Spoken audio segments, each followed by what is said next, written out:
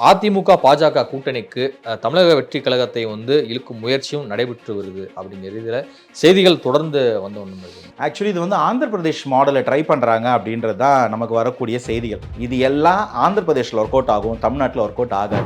அதிமுகவும் தாவேகவும் எங்கே கூட்டணி போயிட போகிறாங்கன்ற ஒரு அவசர கதியில் தான் இந்த பாஜக அதிமுக கூட்டணி அனௌன்ஸ் ஆனதாகவும் சில பேர் சொல்கிறாங்க. பாஜக கூட்டணிக்குள்ளே போகும்போது தான் எனக்கு நிறைய கேள்விகள். என்னன்னா நிஜமாவே அதிமுக ஒன்றா தான் இருக்கா? அங்கே தலைக்கு தலை நாட்டாமெல்லாம் இல்லையா? இருக்குதெல்லாம் போல. ஏன்னா பாஜக தலைமையில் ஒரு பெரிய கூட்டணி அமையணும், பாஜகவால் அறுதி பெரும்பான்மையா இத்தனை சீட்லயே தனியாக ஜெயிக்க முடியணும், இதை எப்படி செய்யலாம், இதுக்கு எப்படி கிரவுண்ட் லெவல் ரீச் கொடுக்கலாம், பார்ட்டின்னு எப்படி கட்டமைக்கலாம், ஸ்ட்ராங் ஆக்கலாம், இதெல்லாம் தான் பாஜகவோட பிரைமரி ஃபோக்கஸாக இருக்கணும். இந்த ஒரு எலெக்ஷன் மட்டும் பார்க்கறதுக்கு பாஜக இல்லை, தாவேக்கா கூட துணிய மாட்டாங்க. இந்த மாதிரியான லைட் மேலே ஏறது, வண்டி மேலே குதிக்கிறது எல்லாம் நடக்காதான்னு ஏங்குவாங்க மற்ற கட்சியில். அது நடக்கிறதே ஒரு பெரிய விஷயம், அது ஆரோக்கியமான விஷயம் நான் சொல்ல வரல.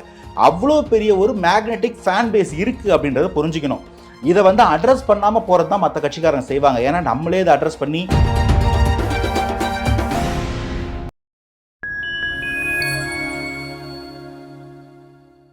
நான் உங்கள் செங்குகன். நம்ம சிறப்பு நிகழ்ச்சியில் நம்மோடு இணைந்திருக்கிறார் அரசியல் விமர்சகர் மதிப்பிற்குரிய திரு அனந்தஜித் அவர்கள். வணக்கம் சார். வணக்கம். எப்படி சார் இருக்கீங்க? நல்லா இருக்கேன், நீங்கள் எப்படி இருக்கீங்க? நலமா இருக்கேன் சார். கோவையில் தமிழக வெற்றிக் கழகத்துடைய பூத் கமிட்டி கருத்தரங்கம் நடைபெற்றது. இந்த கருத்தரங்கத்திற்கு பிறகு அங்கே கூடிய கூட்டத்தை பார்த்த அத்தனை கட்சிகளுமே கொஞ்சம் பிரமிச்சு தான் போயிருக்காங்க. விஜய் அவர்களுக்கு கொங்கு மண்டலத்திலேயே இவ்வளோ பெரிய செல்வாக்கு இருக்கிறதா அப்படிங்கிற ரீதியில் பலரும் எழுத தொடங்குறாங்க பத்திரிகைகள். முதல்ல இந்த பெரும் கூட்டத்தை கண்டு மற்ற கட்சிகள் கொஞ்சம் கலங்கி தான் போயிருக்கு. கண்டிப்பாக இதிலெல்லாம் டவுட்டே இருக்க முடியாது. இது ஒரு பூத் கமிட்டியோட ஒரு பயிற்சி பெற்ற கருத்தரங்கம் அப்படி தான் எதிர்பார்த்தாங்க. ஆனால் நடந்தது என்னமோ ஒரு மாநாடு லெவலில் தான் நடக்குது. ரெண்டாவது ஒரு பிளானே இல்லாமல் ஒரு ரோட் ஷோ நடத்த வேண்டியதாக போச்சு. எவ்வளோ பிளான் பண்ணி மற்ற ரோட் ஷோஸ்லாம் நடத்துவாங்க, அதுவும் எலெக்ஷன் டைம்லாம் நீங்கள் பார்த்துருப்பீங்க. நேஷனல் லீடர்ஸ்லாம் கூட ரோட்டில் அடிக்கிறது, இங்கேருந்து 10 பேர் ஓடி போய் இந்த பக்கம் கூட்டத்தை கவர் பண்ணுறது, கேமராக்கு முகத்தை காட்டுறது நம்ம பார்த்துருப்போம். ஆனால் இந்த ரோட் ஷோ வேறு மாதிரி நடந்துச்சு. ஒரு ஆர்கானிக்காக நிஜமாவே ஒரு ஃபேன் ஃபாலோயிங் இருக்கக்கூடிய ஒரு கட்சி, ஒரு தலைவராக இருந்தால் ரோட் ஷோன்றது எப்படி இருக்கும் அப்படின்றது தான் அங்கே இருந்த ஒரு முக்கியமான பார்க்கக்கூடிய ஒரு விஷயமா இருந்துச்சு. இதை யாரும் எதிர்பார்க்கல. இன்ஃபேக்ட் தாவேக்காவும் விஜய் சாரும் கூட இதை எதிர்பார்க்கல. ஏன்னா ஏர்போர்ட்டுக்கு வரோம், ஹோட்டல் போய் ரெஃப்ரெஷ் பண்ணிவிட்டு நேராக பயிலரங்கத்துக்கு போகிறோம், அப்படி தான் இருந்துச்சு. அந்த கூட்டத்தை இப்படி அட்ரஸ் பண்ண வேண்டியதாக இருந்துச்சு. உண்மையாக இதை யார் எதிர்பார்த்துருக்கணும், யார் இதுக்கெலாம் தயாராக இருக்கணும்னா இன்டெலிஜென்ஸ் தான் இதுக்கெல்லாம் தயாராக இருந்து தாவேக்காவையும் அறிவுறுத்தி இருக்கணும், தலைவர்களுக்கும் சொல்லியிருந்துருக்கணும், கட்சி தலைவர்களுக்கும் ஆளும் கட்சி தலைவர்களுக்கும் இந்த மாதிரி கூட்டம் இருக்குது, இதை எப்படி ஹேண்டில் பண்ணுறதுன்னு பார்த்துக்கங்க அப்படின்லாம் சொல்லியிருக்கணும். ஸோ அசம்பாவிதங்கள் நடக்காது, ரொம்ப சந்தோஷம். ஆனால் இதுவும் ஒரு சின்ன இன்டெலிஜென்ஸ் ஃபெயிலியராக தான் பார்க்கணுமோ அப்படின்னு நினைக்கிறேன். ஏன்னா இவ்வளோ கூட்டம் வரும்னு தெரியணும்ல, அட்லீஸ்ட் இதுக்கப்புறமா தெரிஞ்சால் நல்லாயிருக்கும். ஆனால் அதே சமயம் அதிமுக, பாஜக கூட்டணிக்கு தமிழக வெற்றிக் கழகத்தை இழுக்கும் முயற்சியும் நடைபெற்று வருது அப்படிங்கிற இதில் செய்திகள் தொடர்ந்து வந்த ஒன்று. தாவேக்காவுடைய நிலைப்பாடு என்னவா இருக்கும்னு நினைக்கிறேன். ஆக்சுவலி இந்த அதிமுக பாஜக தாவேக்காவை இழுக்கிறாங்கன்றது ஒரு வகையில் உண்மைதான். ஆக்சுவலி இது ஆந்திர பிரதேஷ் மாடலை ட்ரை பண்ணுறாங்க அப்படின்றது தான் நமக்கு வரக்கூடிய செய்திகள். ஆந்திர பிரதேசத்தில் பார்த்தீங்கன்னா சந்திரபாபு நாயுடுவும் பவன் கல்யாண் பாஜக 3 பேரும் தனித்தனியாக போட்டியிடும் போது 2019 அது ஜெகன்மோகன் ரெட்டிக்கு ஒரு பெரிய முன்னிலையை கொடுத்தது. அந்த ஓட் மார்ஜின்ஸில் பெரிய டிஃப்ரென்ஸ் இல்லை. ஆனால் அவர் ஜெயிச்சதுக்கும் இவங்க 3 பேர் தோத்ததுக்கும் காரணமும், இந்த வாட்டி அவர் தோத்ததுக்கும் இவங்க 3 பேர் ஜெயிச்சதுக்கும் காரணம் என்ன, அந்த கூட்டணி தான். அந்த கேல்குலேஷன்ஸ் 2+2 4 ஒர்க் அவுட் ஆச்சு ஆந்திராவில். இதில் இவங்க நோட் பண்ண வேண்டிய முக்கியமான விஷயம் என்னென்னா, ஆந்திர பிரதேஷில் இப்படி தான் பவன் கல்யாணை பாஜக அரவணைக்கிறாங்க. ஜெகன்மோகன் எதிராக அந்த கூட்டணியை சந்திரபாபு நாயுடு அவர்களோட சேர்ந்து பயணிக்க ட்ரை பண்ணுறாங்க. பாஜகவுக்கு எந்த பெரிய சீட் ஷேரிங்கும் தேவையில்லை, பவன் கல்யாணுக்கு துணை முதல்வர் கொடுக்கணுன்ற ஒரு டிமாண்டோட அந்த கூட்டணி கணக்குகள் அமைய பெறுகிறது. எதிர்பார்த்த மாதிரி வெற்றி பெறுகிறாங்க. சந்திரபாபு நாயுடு அறுதி பெரும்பான்மை வந்தும் பவன் கல்யாணுக்கு துணை முதல்வர் கொடுக்குறாரு. பவன் கல்யாண பல இடத்துல மேடைகள்லேயே பாஜக மூத்த தலைவர்கள் இன்க்ளூடிங் மோடி அண்ட் அமித்ஷா என்டாஸ் பண்ணுறதை நம்ம பார்க்க முடிஞ்சு. இது எல்லாம் ஆந்திர பிரதேஷில் ஒர்க் அவுட் ஆகும், தமிழ்நாட்டில் ஒர்க் அவுட் ஆகாது. ஏன்னா 2014 கட்சி ஆரம்பிக்கும் போதே காங்கிரஸோட எதிர் மனநிலையில் இருந்தார் பவன் கல்யாண். அப்போவே மோடிக்கு ஆதரவாக அவர் எலெக்ஷனில் நிற்காமையே, பவன் கல்யாண் எலெக்ஷன் நிற்காமையே மோடிக்கு ஆதரவாக பிரச்சாரங்கள் பண்ணியிருந்தார். ஆனால் விஜய்ன்றவர் நேர் எதிராக பாஜகவை கொள்கை எதிரி, அரசியல் எதிரி திமுக அப்படின்ற ஒரு நிலைப்பாடோடு உள்ள வர்றார். ஸோ பாஜகவோட ஒரு கூட்டணி அமையறதுக்கான வாய்ப்பு ரொம்ப கம்மி. ஏன்னா விஜய் மேலே தனிப்பட்ட தாக்குதல்களும் விமர்சனங்களும் முன்னாட்களில் பாஜக தலைவர்கள் தமிழகத்தில் வச்சிருக்கிறாங்க. இப்போ வெளியே போன அண்ணாமலை வரைக்கும் அது நிதர்சனமான உண்மை. ஸோ இது வந்து அங்கே ஒர்க் அவுட் ஆன அதே ஒர்க் வந்து இங்கே நடக்குமா அப்படின்னு கேட்டால் வாய்ப்பு ரொம்ப ரொம்ப கம்மி.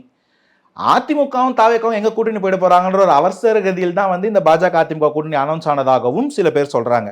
அந்த வகையில அதிமுக பாஜக கூட்டணிக்குள்ள தாவேக்கா வருமான்னு கேட்டா வாய்ப்பு ரொம்ப கம்மி, இல்லைன்னு கூட சொல்லலாம். ஒருவேளை பாஜக வெளியேறும் பட்சத்தில் அதிமுகவும் தாவேக்காவும் மேபி வித் நாம் தமிழர் ஒரு ஸ்லைட் சான்சஸ் இருக்கு. தமிழகத்தை திமுக ஆட்சியிலிருந்து வெளில கொண்டு வரணும்னா மக்களுக்காக சில நிலைப்பாடுகளை குறைச்சிக்க கூட தயார் அப்படின்னு விஜய் வந்து சமிங்யா ஒரு விஷயம் சொல்லிட்டு போனார் அந்த பூத் கமிட்டி வாலண்டியர்ஸ் மீட்டிங்ல. அதை பெருசா யாரும் நோட் பண்ணல. Maybe this could be that. But பாஜகவோட போறதுக்கான வாய்ப்பு ரொம்ப கம்மி. இல்லை, அப்போ அந்த ஒரு பாயிண்ட்டை நோக்கி நகர்றாரு அப்படின்னா அப்போ கொள்கை எதிரி பாஜகவாக இருந்தாலும் அந்த கூட்டணியில் ஐக்கியமாகலாம் அப்படிங்கிற ஒரு ரிஸ்கான ஒரு முடிவு தானே விஜய் எடுக்கிறாருன்னு பார்க்க முடியும். இல்லை, நீங்கள் வந்து அதே திரும்ப அந்த ஆந்திரா எக்ஸாம்பிள் சொல்கிறேன். ஆந்திர பிரதேஷ் வந்து பிரிக்கப்பட்ட பிறகு, தெலங்கானா ஆந்திராவை பிரிக்கப்பட்ட பிறகு இன்னைக்கு ஆந்திர பிரதேசத்தில் 92-93% வந்து ஹிந்து வாக்காளர்கள். அங்கே வந்து முஸ்லிம்ஸ் வந்து 5-6% குறைஞ்சிட்டாங்க.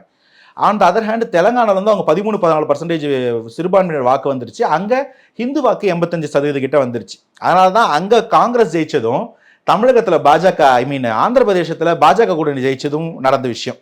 அந்த டைனமிக்ஸ் மாறி போச்சு. ஹைதராபாத் அங்கே போயிடுச்சு தெலங்கானாவில். தமிழகத்தை பொறுத்த வரைக்கும் இந்த மாதிரி சிறுபான்மையினர் வாக்கை ஒதுக்கிட்டு நீங்கள் ஆட்சி பிடிக்க முடியாது. ஏற்கனவே அதிமுக பாஜக கூட போக மாட்டேன்னு சொல்லி சிறுபான்மையினர் கட்சி நடத்தின மாநாட்டில் வாக்குறுதி கொடுத்துருக்காங்க. ஸோ இப்போ ஆல்ரெடி அவங்களுக்கு வந்து அது நெகட்டிவாக போச்சு. அதை நம்ம எப்படி பார்த்தோம் அப்படின்னா, சிறுபான்மையினர் வாக்கை ஆல்ரெடி வந்து கேபிட்டலைஸ் பண்ண விஜய் வந்துட்டாரு திமுக கிட்ட இருந்து கேபிட்டலைஸ் பண்ணுறதுக்கு. அதனால அந்த 15-18% நமக்கு வேண்டவே வேண்டாம். 80%க்கு எக்ஸாம் எழுதி எப்படி வந்து 40% வாங்கலான்ற ஒரு கேள்விக்குறிக்குள்ள பாஜகவும் அதிமுகவும் ஒரு காம்ப்ரமைஸ் அலையன்ஸ்குள்ள வந்துட்டாங்கன்னு தான் நான் புரிஞ்சுக்கிட்டேன். இப்போ விஜயை உள்ள கொண்டு வர பட்சத்தில் காம்ப்ரமைஸ் ஆகாம இந்த சிறுபான்மையினர் வாக்கு உள்ள வந்துடும்ன்றதா இவங்களுடைய எதிர்பார்ப்பு. விஜய்க்கு இருக்கக்கூடிய ஃபேன் ஃபாலோவிங் அந்த சிறுபான்மையினர் வாக்கும். நான் உள்ள போனா விஜய்க்கே அந்த வாக்கு வராது. திரும்ப திமுக காங்கிரஸ் அலையன்ஸ் வந்து அதை கேபிட்டலைஸ் பண்ணிடுவாங்க. அதனால விஜய் பாஜக இருக்கிற கூட்டணிக்குள்ள போறதுக்கான வாய்ப்பு மிக மிக குறைவு. போகவும் வேண்டாம். அதிமுக கூட போறதுக்கு வாய்ப்பு இருக்கு. போனா பெரிய பிரச்சனை இல்லை. டியூ கோர்ஸ்ல 2011 அப்புறமா 2016 அப்புறமா ஒருவேளை கேப்டன் நல்ல உடல்நிலையோடு இருந்திருந்தாருன்னா அதிமுகக்கு அவரு வழிகாட்டியா ஆயிருந்திருக்கலான்னு சில கருத்துக்கள் பரவுறது உண்டு. நீங்க நினைப்பே சொல்லியிருக்கலாம், கேப்டன் மட்டும் உடல்நலம் நல்லா இருந்திருந்தா இன்னைக்கு அதிமுகவும் சேர்த்து அவர் எடுத்து வளர்த்திருப்பாரு அப்படின்னு. அதே மாதிரி அதிமுகவை என்னைக்கா ஒரு நாள் தாவேக்காவோட இணைஞ்சு விஜய் வழிநடத்துற நாள் கூட வரலாம். அதுக்கான ஒரு முன்னெடுப்பை நான் பார்ப்பேன். ஆனால் பாஜகவுடன் செல்லும் பட்சத்தில் எப்பயுமே நீங்க செகண்ட் பார்ட்னர், ஸ்மால் பிரதர் ஆடு வைங்க. அதனால அவங்கள தூக்கி நீங்க சாப்பிடவே முடியாது. அது அவ்வளோ பெரிய திமுங்களும். அதனால அதை தொடாமல் இருக்கிறது, போட்டியில் எதிரியாக வச்சுக்கிறதே சேஃப் கேமாக இருக்கும். இப்போ அதிமுகவே ஒரு காலத்தில் விஜய் வழிநடத்துவதற்கும் வாய்ப்பு இருக்குது அப்படிங்கிறீங்க. இது எதன் அடிப்படையில் வந்து சொல்கிறேன்? இல்லை, நான் வந்து அதை வந்து ரொம்ப ஃபேக்சுவலாக சொல்லலை. 2011 அதிமுக தேமுதிக கூட்டணி, விஜயகாந்த் பேட்டிங்கில் அம்மா ஜெயிக்கிறாங்க அப்படின்னு நான் போஸ்டர்லாம் பார்த்துருக்கேன். நான் இப்போ காலேஜ் படிச்சுட்டு இருந்தேன். அப்போ வந்து 2016 கூட்டணி பிரிஞ்சிடுறாங்க, மக்கள் நல கூட்டணி வராங்க, அதிமுக தனியாக போய் ஜெயிக்கிறாங்க. அதுக்கப்புறமா வந்து திரு ஜெயலலிதா அவங்களுடைய மறைவு, ஜெயலலிதா அவங்களுடைய மறைவு வருது. கலைஞர் மறையும் போது தமிழகத்தில் ஒரு பெரும் வெற்றிடம் இருந்தது, நம்ம எல்லாரும் பார்த்தோம். அதை கேபிட்டலைஸ் பண்ணுறது கமலஹாசன் மாதிரி உள்ள வந்தாங்க. அப்புறம் ஸ்டாலின், வேற வழியே இல்லாமல் ஸ்டாலின் எடப்பாடி, அன்னைக்கு கலைஞரும் ஜெயலலிதா இருந்த வரைக்கும் பெரிய தலைவர்களாக இல்லாத 2 பேர் தான் இன்னைக்கு தமிழகத்தோட முதல்வர் எதிர்கட்சி தலைவராக இருக்கிறாங்க. ஜஸ்ட் இன் கேஸ் விஜயகாந்த் நல்ல உடல்நிலையோட ஆரோக்கியமா தேமுதிகவை கட்டுக்கோப்பா வச்சிருந்த முடிஞ்சிருந்தா, அப்போ அவரோட அதிமுக கூட்டணியில் இருந்திருந்தா இன்னைக்கு நடக்கிறது அன்னைக்கு நடந்திருக்கும். விஜயகாந்த் தலைமையில் அந்த கூட்டணி அமைஞ்சிருக்கும். ஏன்னா எடப்பாடி பழனிசாமியோ இல்லை ஓ பன்னீர்செல்வத்தை விடவும் பெரிய கரிஷ்மா உள்ளவர் விஜயகாந்த். அவர் ஒரு முதல்வர் வேட்பாளராக ஒரு காயின் வந்திருக்கலாம் இல்லையா? ஏன்னா ஜெயலலிதாக்கு விஜயகாந்த் ஸ்மால் பார்ட்னர், விஜயகாந்துக்கு எடப்பாடி ஸ்மால் பார்ட்னர் அன்னைக்கு நிலைமைக்கு. அந்த மாதிரி ஒன்று நடந்திருக்க வாய்ப்பு இருக்குன்னு சொல்லும்போது அது ஏன் ஃபியூச்சரில் விஜயகாந்துக்கு பதிலாக விஜயா அது நடக்கக்கூடாது, வாய்ப்பு இருக்கலாம் அப்படின்றது தான் அனுமானங்கள் தானே. ஆனால் 4 வருஷம் சிஎம்மாக உட்கார்ந்துருக்கிறாரு எடப்பாடி பழனிசாமி. இன்னைக்கு அதிமுகங்கிற ஒரு பெரிய இயக்கம் வந்து தமிழ்நாட்டில் ஒரு பெரிய கட்சி, மாற்று கருத்து இல்லை. அந்த கட்சிக்கு பொதுச் செயலராக வந்து இருக்கிறாரு. ஸோ பெரிய அதிகாரம் உள்ள ஒரு பொறுப்பில் அவர் உட்கார்ந்துருக்கும் போது எப்படி விஜயோடைய தலைமை வந்து இவங்க ஏற்பது சரியாகும்? இல்லை, நான் வந்து நீங்கள் சொல்கிறது எதுவுமே வந்து மறுக்கலை. நானும் வந்து அதை ரொம்ப திண்ணமாக நம்பிக்கிட்டு இருந்தேன். இந்த பாஜக கூட்டணின்னு அந்த மேடையில் உட்கார்ற வரைக்கும், பாஜக கூட்டணிக்குள்ளே போகும்போது தான் எனக்கு நிறைய கேள்விகள். என்னென்னா வந்து நிஜமாவே அதிமுக ஒன்றா தான் இருக்கா? அங்கே தலைக்கு தலை நாட்டாமெல்லாம் இல்லையா? இருக்குதெல்லாம் போல. ஏன்னா செங்கோட்டையன் அது வரைக்கும் பாராமுகமாக இருக்கிறாரு. கூட்டணி அனௌன்ஸ் பண்ணதுக்கப்புறம் நிறைய இடத்துல வந்து எடப்பாடியாரை புகழ்ந்து பேசுகிறாரு. யாரோ ஒரு 5 மாவட்ட தலைவர்கள் ஒன்றா போயிட்டு அமித்ஷா சந்திச்சதா சொல்கிறாங்க. சில பேர் போய் ஃபினான்ஸ் மினிஸ்டர் நிர்மலா சீதாராமனை சந்திச்சதா சொல்கிறாங்க. ஒரு மாதிரி முக சுணக்கத்தோட எடப்பாடியார் மேடையில் உட்காந்துருக்கிறாரு. இவங்க ஆட்சியில் பங்குன்றாரு, அவர் பங்கு இல்லைன்றாரு, கூட்டணி போகமாட்டேன்னாரு, நீ கூட்டணிக்கு போறாரு. அப்போ இதுதான் நிஜமாவே கன்சாலிடேட்டட் அதிமுகவா? எனக்கு தெரியலையே. ஏன்னா நீங்க எடப்பாடியார் 4 வருஷம் ஆண்டாருன்னு சொன்னீங்க, 4.5 வருஷம் ஜெயிச்ச ஆளலையே. ஜெயலலிதா ஜெயிச்சு கொடுத்ததுல ஆண்டாரு. அப்படி நீங்க சொல்ற மாதிரி அவர் ஒரு தலைவர்னா ஜெயிச்சிருக்கணும்ல 2021லயோ இல்லை 24லயோ. ஏன்னா 21 தோத்ததுக்கு ஜெயக்குமார் அவர்கள் என்ன சொல்லுவாங்க, பாஜகவோட கூட்டணினாங்க. சரி 24 கூட்டணி இல்லையா, ஜெயிச்சிருக்கணும்ல. அப்பயும் ஜெயிக்கல, பல இடங்கள்ல 3ஆம் இடத்துக்கு தள்ளப்பட்டாங்க. ஸோ அஇஅதிமுக இன்டாக்டா தான் இருக்கா? எடப்பாடியார் தான் ஒரே தலைவரா? டிடிவி, ஓபிஎஸ், சசிகலாவின் பிளவுகள் அங்கே வாக்குகள் சிதறடிக்கலையா? இவரை ஏத்துக்கிட்ட அந்த கட்சி மக்கள் இன்னும் அந்த ரெட்டைலைக்கு தான் ஓட்டு போட்டுட்டு இருக்காங்களா என்ற பல கேள்விகள் சமூகத்தில் சுத்திட்டு இருக்கு. இந்த கேள்விகள் எல்லாம் உண்மையாகும் பட்சத்தில் தமிழகத்தின் 2ஆம் பெரிய கட்சி இன்னைக்கு தாவேகா. அதை தான் விஜய் ப்ரூவ் பண்ண ட்ரை பண்றாரு. 26 முடிவுல இந்த கணக்குகள் தான் பெரிய சர்ப்ரைஸ் கொடுக்க போகுது. ஆனா பூத் கமிட்டி கருத்தரங்கம் அமைச்சிருந்தாங்க. ஆனா அதே வேளையில் ஏன் ஒரு பர்சனலான ஒரு மீட்டிங் எதுவுமே நடத்தாம ஓப்பன் மீட்டிங்காக எல்லாமே இருந்துச்சு? அதுக்கு என்ன காரணம்? ஆக்சுவலி க்ரௌட் ஜாஸ்திங்க ஒன்று. ரெண்டாவது எதையுமே ஒளிச்சு மறைச்சு பண்ற மாதிரி தேவைகள் ஏற்படலை இன்னும் தாவேக்காக்கு. தாவேக்கா ஒரு கிளீன் ஹேண்ட்ஸ், குழந்தை கட்சி. அந்த குழந்தை கட்சியில் எல்லாமே சுத்தமாக தான் இருக்குது, க்ளீனாக தான் இருக்குது. இன்னும் யாரையும் ஒழிச்சு மறைச்சு ஒரு கூட்டத்துக்குள்ளே ரூம்குள்ளே சண்டை போட்டுக்கிட்டு இந்த மேடையில் சிரித்து பேசி ரூம்குள்ளே போய் அடிச்சுக்குவாங்க தெரியுமா? அந்த செந்தமிழ் கவிஞன் நான், தமிழ் பேசும் தாய், தமிழ் தாயின் புதல்வன் நான், உன்னை பெல்ட் எடுத்து துடிக்கிறேன், அந்த ஜோக்கெல்லாம் தாவேக்கால இன்னும் இல்லை. ஒரே மேக்னெட்டு, ஒரே தலைவன். அந்த தலைவன் நின்னா உக்காந்தா அந்த சுற்றி கூட்டம் உக்காந்தே இருக்கும். எத்தனை மணி நாளானாலும் சரி அவங்க அங்கேயே இருப்பாங்க. ஸோ இந்த மாதிரி குழந்தைங்களை எல்லாரையும் ட்ரெயின் பண்ணி ஃபேன்ஸை பூத் லெவல் எக்ஸிக்யூட்டிவ்ஸாக ட்ரெயின் பண்ணுற ஒரு நிகழ்வில் அதை ஒழிச்சு மறைச்சு பண்ண வேண்டிய அவசியம் ஒன்றும் இல்லை. அதை ரொம்ப பப்ளிக்காக பண்ணுறாங்க, கிராண்டாக பண்ணுறாங்க, அவ்வளோதான். இப்போ தமிழ்நாட்டில் வலுவான கூட்டணி அமைக்க அதிமுகவோட கூட்டணி வச்சாங்க பாஜக. வேறு என்னென்ன திட்டம்லாம் வச்சுருக்காங்கன்னு நினைக்கிறீங்க மோடி, அமித்ஷா? தமிழகத்தில் பாஜக வலுவாக அமையணுன்றதுக்கு மட்டும் கிடையாது. 2019 பார்த்தீங்கன்னா தமிழகத்தில் பாஜக கூட சேர்ந்தா அதிமுக என்ன ஆகும் அப்படின்றது அதிமுக அந்த பயம் இருந்திருக்கும். ஆனால் அன்னைக்கு தலைமையை கன்சால்டேட் பண்ண வேண்டிய ஒரு காலகட்டத்தில் அஇஅதிமுகவுக்கு ஒரு பெரிய தேவை இருந்துச்சு, ஒரு பெரிய பேக்கப் சப்போர்ட் தேவைப்பட்டுச்சு. அதனால் அந்த நேரத்தில் அவங்களோட இணக்கமாக பயணிக்க ஆரம்பித்தாங்க. அது அப்படியே தொடர்ந்து வந்துச்சு.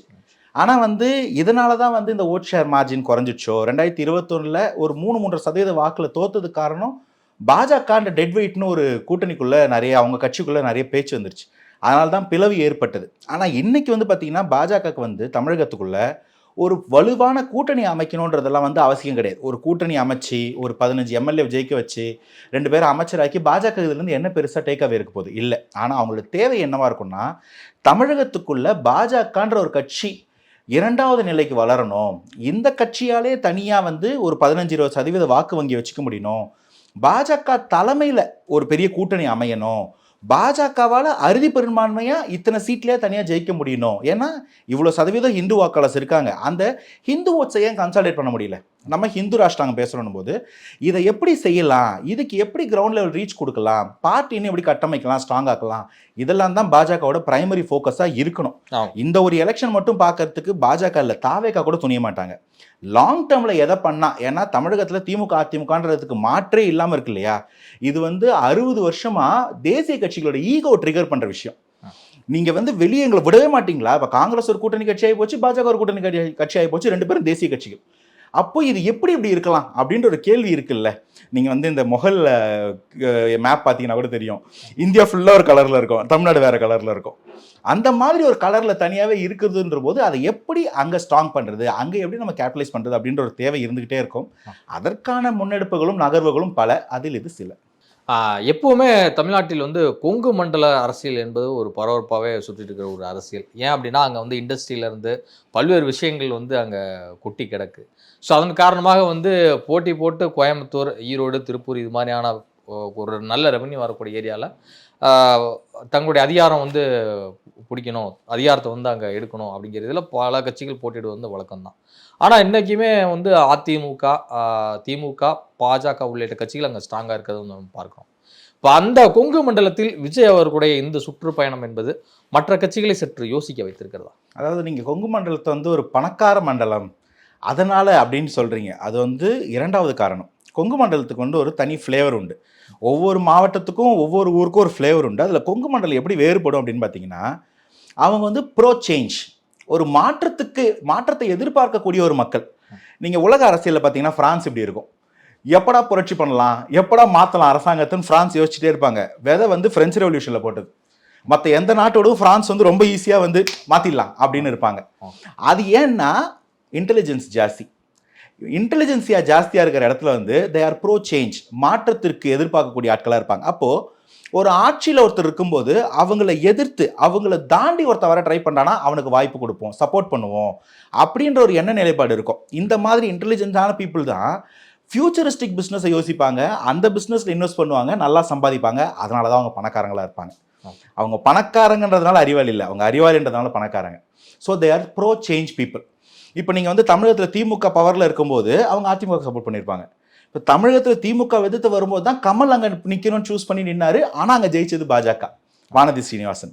ஸோ இந்த மாதிரி ஆட்சியாளர்களை தாண்டி புதுசாக வரவங்களுக்கு வாய்ப்பு கொடுப்போமா, முக்கியத்துவம் கொடுப்போமா அப்படின்னு நினைக்கக்கூடிய ஒரு ஃப்ளேவர் வந்து கொங்கு மண்டலத்துடைய ஃப்ளேவர். அப்போ இன்னைக்கு பாஜகவையும் எதிர்த்து, அதனாலதான் மக்கள் நீதி மையத்துக்கும் ஒரு கணிசமான ஆப்வியஸ்லி அவர் அங்கே போனது காரணமாக தான், ஜெயிச்சது காரணமாக தான். இன்னைக்கு பாஜகவை எதிர்த்து திமுகவை எதிர்த்து ஒருத்தர் அரசியலுக்கு வராருன்னா அப்போ ஆப்வியஸ்லி அவருக்கு அந்த கிராவிட்டி செமையா இருக்கும். நான் இது பார்த்தோன்னா வந்து மதுரை திருநெல்வேலிலாம் வந்து வேற மாதிரி இருக்கும் ரிசப்ஷன். கொங்கு மண்டலத்தில் வந்து ஈவெண்ட் செம ஸ்மூத்தாக சூப்பராக இருக்கும்னு நினச்சேன். இப்படி தான் தாவேக்காரங்களும் நினச்சிருப்பாங்க போல. ஆனால் கொங்கு மண்டலத்திலே இந்த கூட்டம் இப்படி ரோட் ஷோ பண்ண வேண்டிய தேவை ஏற்படும் போது நீங்கள் நாளைக்கு போய் யோசிக்கணும், மதுரையிலையும் திருநெல்வேலியிலும் திருச்சியிலும் சென்னையிலும் ஈவெண்ட் பண்ணும்போது எப்படி பண்ண வேண்டியது இருக்கும் அப்படின்னு. அதனால் இது வந்து கொங்கு மண்டலத்தோட இன்டெலிஜென்சியாவை தாண்டின ஒரு அட்ராக்ஷனும் விஜய்க்கு இருக்குது. இது எல்லாத்தையும் எப்படி அழகாக, இந்த இன்க்ரீடியன்ஸ் எல்லாம் சூப்பராக இருக்குது, இது எல்லாத்தையும் எப்படி பர்ஃபெக்ட் பிளெண்டாக போட்டு ஒரு சூப்பர் ரெசிபி பண்ணுறதுன்றது மட்டும்தான் பாக்கி. அதை சரியாக செஞ்சுட்டாருன்னா விஜய் வந்து அழைப்பு விடுத்தார் கூட்டணிக்கு. ஆனால் அந்த கூட்டணி கதவை அடைத்து விட்டேன் அப்படின்னு சொல்லி திரும்ப வந்து சொல்லியிருக்கிறார். ஸோ அப்படி பார்க்கும்போது நான் வந்து திமுக கூட்டணி தான் இருக்கேன், என்னை யாரும் சீண்டாதீங்க அப்படிங்கிறதுக்கான அர்த்தமாக இல்லை. முதல்ல வந்து திருமாவளவன் வந்து இப்போ வந்து விஜய் வந்து புறம் தள்ளிட்டு விஜயை பேசாமல் அரசியல் பேசுறது வந்து இன்றைக்கி தமிழ்நாட்டில் வந்து கொஞ்சம் நாட் ஈஸி டாஸ்க். திருமாவளவன் வந்து என்ன சொல்ல ட்ரை பண்ணுறாரு அப்படின்னா, இந்த இடத்துல எனக்கு ஒரு அரசியல் இருப்பு இருக்குது, இந்த ஃபேன் ஃபாலோயிங் பார்த்து போகிற ஆள் நான் இல்லை, இந்த திரை கவர்ச்சி என்னை இழுக்காது, நான் வந்து ஒரு அரசியல் பிடிமானத்தோட ஒரு அரசியல் ஸ்ட்ராங் ஃபவுண்டேஷன் போட்டு வச்சுருக்கேன். இந்த நிலைப்பாடை காட்டுறதுக்கு அவருக்கு வந்து விஜயை காமிச்சு பாரு அப்படி இல்லை நான் அப்படின்னு சொல்ல வேண்டிய ஒரு கட்டாயம் இருக்குது. இதை நீங்கள் இதோட மட்டும் பார்க்கக்கூடாது. மேடையிலேயே விஜய் கட்சிக்கு விஜய் ரசிகனா போய் சேர்ற எண்ணம் இருந்தால் தயவு செய்து போயிடு, உனக்கான இடம் இது இல்லை தம்பி, இது வந்து அம்பேத்கரையும் மார்க்ஸையும் ஃபாலோ பண்ணி உருவான இடம், அதனால இது கொள்கை சார்ந்தவங்களுக்கான இடம் அப்படின்னும் திருமாவளவன் பேசுனதை பார்த்துருக்கோம். ஸோ கட்சியை விட்டு போகிறவங்க போங்க, நான் வரலை, கூட்டணி இதுதான். போன வருஷம் பேசிகிட்டு இருந்த அந்த கூட்டணி ஆட்சியில் பங்கு வார்த்தைகள்லாம் கூட இப்போ வர்ற மாதிரி தெரியல. ரெண்டாவது விஜய் வந்து அவ்வளோ ஓப்பனாக வந்து எங்கேயும் அழைப்பு கொடுத்த மாதிரிலாம் நான் பார்க்கல. நான் என்ன பார்த்தேன்னா அது ஒரு சமகாலத்தில் நடந்த விஷயம். ஆதவர்ஜினா வந்து ஆட்சியில் பங்கு மன்னராட்சின்னு திமுக விமர்சனம் இருந்தார், விசிகாக்குள்ளே இருந்தார். அதோட தொடர்ச்சியாக நீட்சியாக வந்து விசிகால பல பேர் வந்து ஆட்சியில் பங்கு பேசினாங்க. சைமல்டேனியஸாக தாவேக்காவோட வெற்றி மாநாட்டில் கொள்கை மாநாட்டில் வந்து இந்த மாதிரி நாங்கள் வந்து ஆட்சியில் பங்கு கொடுப்போம், என்னை நம்பி வர்றவங்களுக்கு நான் அரவணைப்பு கொடுப்பேன், நாங்கள் அறுதி பெரும்பான்மை ஜெயிச்சாலும் கொடுப்பேன்னு சொன்னார். மூணும் சமகாலத்தில் நடந்த கான்டெம்பரரி இஷ்யூஸ். இதை நம்மளா போட்டு குழப்பிக்கிறோமா, திருமாவளவனுக்கு அப்படி தோணுதா இல்லை நிஜமாவே அப்படிதானான்றதெல்லாம் வரும் நாட்களில் பார்க்கலாம். பட் இவ்வளோ ஏர்லியாக ஒரு கூட்டணி கணக்கை முறிக்கிறதோ கதவுகளை அடைக்கிறதோ அரசியலில் ரொம்ப ஹெல்ப் பண்ணுமான்னு எனக்கு தெரியல, வெயிட் பண்ணி தான் பார்க்கணும். 2026 எலெக்ஷனில் விஜய் வந்து மிகப்பெரிய ஒரு கேம் பிளேயராக இருப்பாரா இல்லை கேம் சேஞ்சராக இருப்பாரா? அது ரெண்டுத்துக்குமே வந்து காலம் கொஞ்சம் கணியணும். விஜய் வந்து சென்டர் ஆஃப் த ஸ்டேஜாக இருப்பார், கேமுக்கு ஒரு முக்கியமான ஆளாக இருப்பார், இதில் மாற்று கருத்து இல்லை. அவர் கேம் சேஞ்சரா, கேம் வின்னரா, மேன் ஆஃப் த மேட்சா, இது எல்லாமே வந்து கொஞ்சம் காலம் எடுத்து தான் சொல்ல முடியும். அது விஜயோட நிலைப்பாடுமே. நான் வந்து இந்த கூட்டணி கணக்குகள், எலெக்ஷன் ப்ரீபோல் போஸ்ட்போல் அதெல்லாம் அப்புறம் வருவோம். இன்னைக்கு விஜயோட செயல்பாடுகள், விஜயை சார்ந்திருக்கக்கூடிய அந்த இளைஞர்கள், ஏன்னா இன்னைக்கு கூட வந்து ஒரு வருத்தப்பட்ட ஒரு விஷயம் சொல்லியிருக்காரு, இது ஒரு அன்பு கட்டளை ஏற்றுக்கங்க, எனக்கு வந்து டெக்கோரமும் உங்கள் சேஃப்டியும் ரொம்ப முக்கியம் அப்படின்னு. ஆப்வியஸ்லி இவங்க எல்லாரையும் இவ்வளோ பெரிய ரசிகர் கூட்டத்தை வந்து அரசியல் வயப்படுத்துறதும் அவங்கள வந்து அரசியல் பேச வைக்கிறதும் போகிற இடத்துல அவங்க தைரியமாக துணிஞ்சு பேசி இவங்களை மக்கள் நம்பிக்கை சம்பாதிச்சு ஆட்சிக்கு வர்றதுன்றது வந்து a tough task, but not an impossible task. So வழி செய்யணும், வேலை செய்யணும், வழி கிடைத்தால் அவர் தான் man of the match. Wait பண்ணி தான் பார்க்கணும். ரசிகர்கள் உங்களுடைய அன்பை நான் வந்து புரிஞ்சுக்கிறேன், உங்கள் மேலே நான் அளவு கடந்து அன்பு வச்சுருக்கேன். ஆனால் இருந்தாலும் அந்த அன்பு வந்து ஒரு ஒழுங்கீனமாக வேறு இடத்துங்களில் இருந்துருதோ அப்படிங்கிறது இதில் ஒரு அச்சம் ஏற்படும் அப்படிங்கிற இதில் ஒரு அறிக்கையெல்லாம் வெளியிட்டிருக்காரு விஜய் அவர்கள். அதில் என்ன குறிப்பிட்டிருக்காரு அப்படின்னா, கடமை, கண்ணியம், கட்டுப்பாடு இது எல்லாமே நல்லா ஃபாலோ பண்றீங்க. ஆனா டிசிப்ளினையும் ஒரு 100% எல்லாருமே ஃபாலோ பண்ணணும் அப்படிங்கிறத வந்து குறிப்பிட்டிருக்காரு. அப்ப கட்சியினர் வந்து விஜய் சொல்ல கொஞ்சம் கேட்காம இருக்காங்களா? அப்படி இல்லை, அது அப்படி இல்லைங்க. அது வந்து பார்த்தீங்கன்னா ஒரு ஒரு அன்பின் வெளிப்பாடு தான். அதை விஜயும் வந்து இதே ஒரு அங்கீகரிக்கிறாரு. அன்பு கட்டளை அது. ஆமா, விஜய் கொடுத்தது அன்பு கட்டளை. அந்த பசங்க, அந்த குட்டி குட்டி பசங்க பண்றாங்க இல்லைங்களா, அது வந்து ஒரு அன்பின் வெளிப்பாடு. எல்லா நேரத்துலையும் வந்து இது வேலை செய்யாது, சில நேரத்தில் இது வேலை செய்யும். அந்த மாதிரி வேலை செய்கிறவங்க சில பேர் வந்து நீங்கள் சொல்லலாம், இல்லைங்க அவங்களுக்கு மெச்சூரிட்டி இல்லை, புள்ளிங்கோ இருந்துட்டு போது, அவங்களுக்கு ஒரு ஓட்டு தானே, இந்த ஆகச்சிறந்த அறிவாளிகளுக்கு ஒரு ஓட்டு தானே, ஓட்டு தான் டிசைட் பண்ண போகுது. இவ்வளவு நாள் நீங்கள் எல்லாரும் என்ன பெரிய அறிவாளிகள் ஆக்கிட்டீங்களா மக்களை? கோட்டருக்கும் கோழி வீரணிக்கும் 200 ரூபாய்க்கும் ஓட்டுக்கு காசுக்கும் தானே நீங்கள் வேலை வாங்கிட்டு இருக்கீங்க. இவர் அன்பால ஒரு சாம்ராஜ்யத்தை கட்டமைச்சிட்டு போறாரு, இருந்துட்டு போட்டோம். ரெண்டாவது, எல்லாத்தையும் தாண்டி சின்ன சின்ன பசங்க சின்ன சின்ன பசங்களாக தான் இருப்பாங்க. இந்த மாதிரியான லைட் மேலே ஏறது, வண்டி மேலே குதிக்கிறது எல்லாம் நடக்காதான்னு ஏங்குவாங்க மற்ற கட்சியில். அது நடக்கிறதே ஒரு பெரிய விஷயம். அது ஆரோக்கியமான விஷயம் நான் சொல்ல வரல. அவ்வளோ பெரிய ஒரு மேக்னெட்டிக் ஃபேன் பேஸ் இருக்குது அப்படின்றத புரிஞ்சுக்கணும். இதை வந்து அட்ரஸ் பண்ணாமல் போகிறது தான் மற்ற கட்சிக்காரங்க செய்வாங்க. ஏன்னா நம்மளே இதை அட்ரஸ் பண்ணி இப்படித்தான் குழந்தைத்தனமாக இருக்கிறாங்க, நம்மளே அதை எடுத்து சொல்லணும்னு பார்க்குறாங்க. அதெல்லாம் பற்றி எனக்கு கவலை இல்லை. இந்த பசங்களோட சேஃப்டி முக்கியம், இவங்களுடைய மெச்சூரிட்டி எனக்கு முக்கியம். அதை மெச்சூர்டாக மாற்றதுக்கு என்ன பண்ணுவோம் அதையும் நான் பண்ணுவேன்னு அட்ரஸ் பண்ணுறாருல்ல. So that is more welcomable. சில பேர் சில இடத்துல வந்து அந்த வந்து ஒரு கொஞ்சம் எக்ஸ்ட்ரா வேகன்ஸாக போகிறது வந்து புரிஞ்சிக்கக்கூடிய விஷயம்தான். மாறிடும், வளர்ந்துருவாங்க. இது இந்த கட்சியில் மட்டும்தான் இருக்குன்னு மட்டும் தயவுசெய்து புரிஞ்சுக்காதீங்க. லைட்டு மேலே ஏறி மேலே நின்று கத்துறத நான் விசிகா மாநாட்டில் திருமானன்னு இறங்குன்னு சொல்லியிருக்காரு, வேன் மேல் நிற்கிறத சீமானன்னு இறங்குன்னு சொல்லியிருக்காரு. திமுக அதிமுக மேடைகள்லையும் முன்னொரு காலத்தில் நடந்த விஷயங்கள் தான். அதனால் அது எங்கேயும் நடக்காமலாம் வரல. இங்கே வந்து இன்றைக்கும் வந்து கலைஞர் சமாதியில் போயிட்டு காஃபி வைக்கிறாங்க, முரசொலி வைக்கிறாங்க. எம்ஜிஆர் சமாதியில் போய் காது வச்சு வாட்சிக்கு ஓடுதான்னு பார்க்குறாங்க. அம்மாவோட ஆன்மாட்ட பேசினேன்னு அமைச்சர்கள் சொல்கிறாங்க. அப்படி எல்லாரும் சொல்லும்போது எல்லா கட்சியிலும் எல்லாரும் அறிவாளிகள் மட்டும் இந்த பட்சியில் மட்டும் தான் சின்ன பசங்க இருக்கிறாங்கன்னு சொல்லலாம். வன்மத்தின் வெளிப்பாடு. எல்லாம் வளர்ந்துருவாங்க, நீங்கள் கவலைப்படாதீங்க சார். 7வது முறை திமுக நிச்சயமாக ஆட்சி அமைக்கும் அப்படின்னு சொல்லி பேசியிருக்கிறார் முதலமைச்சர் மு.க. ஸ்டாலின். அதிலும் குறிப்பாக திராவிட மாடலுடைய 2.0 வெர்ஷனை வந்து பார்ப்பீங்க அப்படிங்கிறத குறிப்பிட்டிருக்காரு. இது அவருடைய நம்பிக்கையின் வெளிப்பாடா இல்லை களம் எப்படி இருக்குன்னு நினைக்கிறீங்க? இல்லை, இது நம்பிக்கையின் வெளிப்பாடு இல்லை. இது வந்து எலெக்ஷனுக்கான ஒரு செட் பண்ணுறாரு. அவர் வந்து மக்களை வந்து மைண்ட் செட் பண்ணுறாரு. நாங்கள் இந்த ஸ்டாண்டு தான் எடுக்க போகிறோம், இந்த ஸ்டேச்சரில் நாங்கள் இருக்கிறோம் அப்படின்னு சொல்கிறாரு. அது அவரோட நிலைப்பாடு. ஏன்னா போன வருஷம்லாம் 200ன்னு சொல்லிட்டு இருந்தாங்க, திடீர்னு இப்போ 220 234 கூட சொல்லலாம்னு இன்னைக்கு காலைல சொல்கிறாரு. 234 முடிச்சிட்டாங்க. ஆமாம், 234 கூட சொல்லலாம், ஒன்றும் தப்பு இல்லை அப்படின்னு அண்ணா அறிவாலயத்தில் நடந்துள்ள ஒரு ஈவெண்ட்டில் ஒரு கல்யாணத்தில் சொல்லியிருந்தாரு. ஓகே, அது அவரோட கான்ஃபிடன்ஸ், அது எல்லாம் அப்படி பார்க்கணும். ஆனால் இதில் வந்து எனக்கு 2 விஷயம் மட்டும் நான் இந்த இடத்துல சொல்ல கடமைப்பட்டிருக்கேன். ஒன்று வந்து 400 சொன்ன பாஜக மெஜாரிட்டி கூட வாங்கலை 3வது முறை மத்தியில். அதே மாதிரி தமிழ்நாட்டில் வந்து இந்த பார்ட் 2 எப்பயுமே ஓடாது. அது எந்திரனாக இருந்தாலும் சரி, இந்தியனாக இருந்தாலும் சரி. அதனால் இந்த பார்ட் 2 எடுக்கிறது கொஞ்சம் சேஃப் இல்லை, பார்த்துக்க சொல்லுங்கள். ஏன்னா ஜனநாயகன் பார்ட் 1 தான் வருது. ஜெயிச்சிட்டு போது ரொம்ப கான்ஃபிடன்ஸில் இருக்கக்கூடாது யாராக இருந்தாலும். இதுவரை உங்கள் பல்வேறு கருத்துக்கள் உங்களுக்கு மிக்க நன்றி சார். Thanks for having.